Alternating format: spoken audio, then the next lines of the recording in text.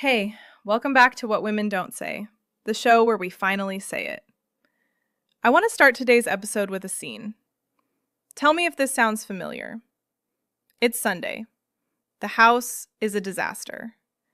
You've already done 2 loads of laundry, wiped down the kitchen, mentally planned the week's meals, and you're now mopping the floor. And your partner walks in, looks around, and says, "Do you want me to help?" And something in you just snaps. Quietly, politely, but it snaps. Today, we're talking about that snap. Because it's not about the mop. It's not even really about him. It's about one word, help. And why that word is doing more damage to relationships than most couples realize. So let's break this down. What's actually wrong with the word help? Help implies that the task belongs to someone else. When you help someone move, it's their move. When you help a coworker with their project, it's their project. You're a guest, a volunteer. So when a man asks, "Can I help with dinner?" he's just told you something enormous without realizing it. He's told you that in his mind, dinner is your responsibility. He's offering to guest star in your show. And here's the thing. He probably doesn't even know he said it. He thinks he's being thoughtful. He's offering. He wants a gold star. And you're standing there thinking, why do I have to manage a whole human being on top of everything else? That exhaustion has a name. Researchers call it cognitive load, or more specifically in this context, the mental load. It's not just doing the tasks, it's knowing the tasks need to be done. It's tracking them, scheduling them, delegating them, following up on them. And study after study shows that in heterosexual partnerships, women carry the overwhelming majority of it, even when both partners work full-time. Let me give you some real-life examples, because this shows up in so many ways. Example 1. A woman named Dami told me her husband is, quote, amazing with the kids. He plays with them, he does bedtime stories, he does school runs, he's present. But she's the one who knows when the pediatrician appointments are. She's the one who noticed their daughter needed new shoes 2 weeks before her husband did. She's the one who RSVPs to the birthday parties. He helps with the kids, she parents the kids. And she loves him, but she's tired in a way she can't fully explain. Example 2. David and Liz.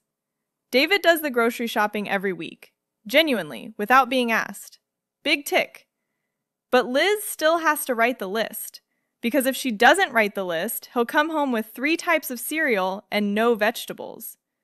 So she does the invisible labor of knowing what they need, so he can do the visible labor of getting it. He thinks he handles groceries.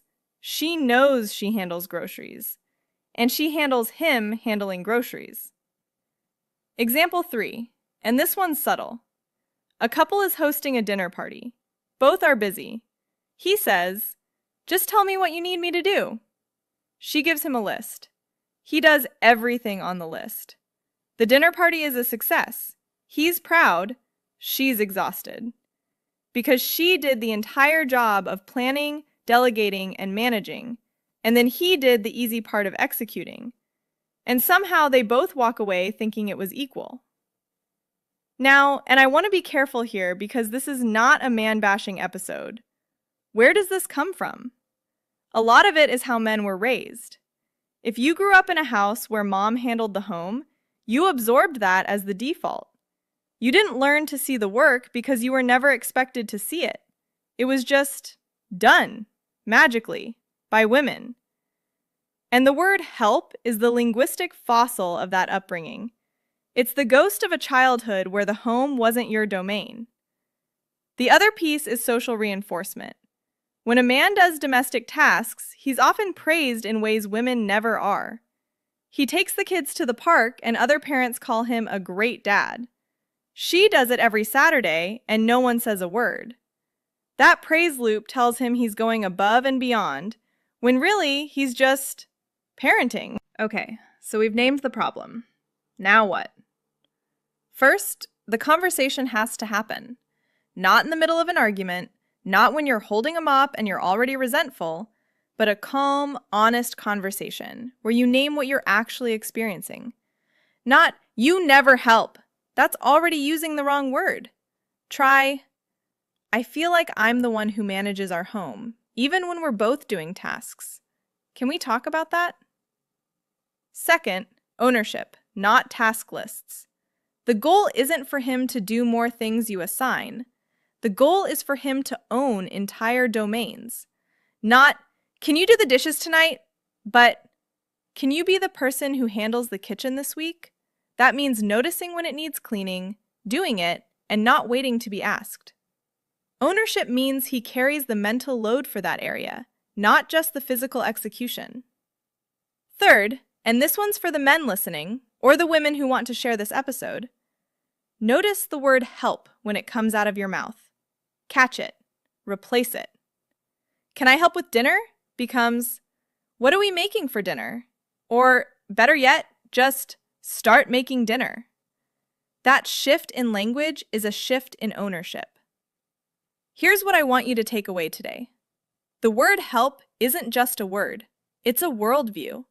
And it quietly tells your partner, "This is yours, not ours." And most men, most good men, don't want that. They don't want their partner to feel like a household manager with an assistant. They want a partnership. They just haven't been taught to see what that actually looks like.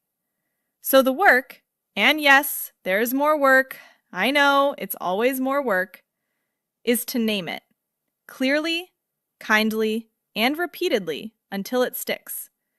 Because you shouldn't have to ask someone to help run the life you both live. That's it for today.